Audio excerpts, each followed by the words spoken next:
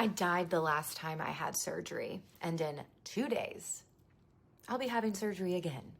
Here's exactly how my near-death experiences has completely removed my fear of death and what I'm currently doing spiritually to keep and maintain my positive mindset going into this surgery.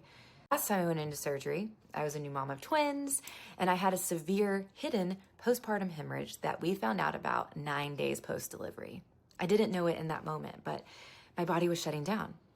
I was bleeding internally. I was going septic. And because of that, I crossed over. And one thing that shocked me the most about that experience wasn't the medical emergency. It was what death actually felt like, because my fear of death instantly disappeared. Not slowly, but instantly. I talk about this a lot, but there was no bright light in a tunnel.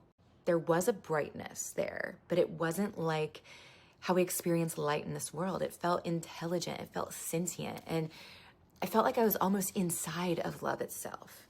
And that overwhelming feeling was peace, not panic, not emptiness, but peace. And I came back with a multitude of remembrances that I promise I'm going to start sharing soon. But one of those was how I approach fear, and specifically my fear of death.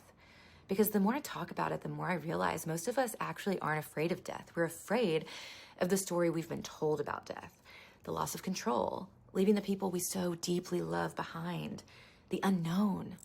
But the soul doesn't experience in the way that our mind imagines it. So going into this surgery, I'm preparing my mind and body and spirit intentionally. And here's some simple things that I'm doing every single day, multiple times a day, in a meditative state sometimes and sometimes not, to prepare me for this surgery. I visualize the surgery already complete in the clearest of details, and I see myself waking up smiling. I see my kids' faces smiling and filled with joy. I feel gratitude in advance. I'm laying hands on my body and I'm praying fervently. I am speaking life over my cells. I'm thanking the surgical team before I ever even meet them. I do this every time I feel my nervous system shift. And for me, when I root back into the deep remembering and deep knowing, I shift back to a nervous system that is steady. The last time I walked into surgery, I was sick, and I certainly didn't know what was waiting on the other side. This time, I am well, and I know what's on the other side, and it's not fear. But if you have a fear of death, I really want you to stick around, because I'm going to be diving into deeper practices that have helped me get to the place that I'm at today, intentionally releasing this fear of death from my life post my near-death experiences.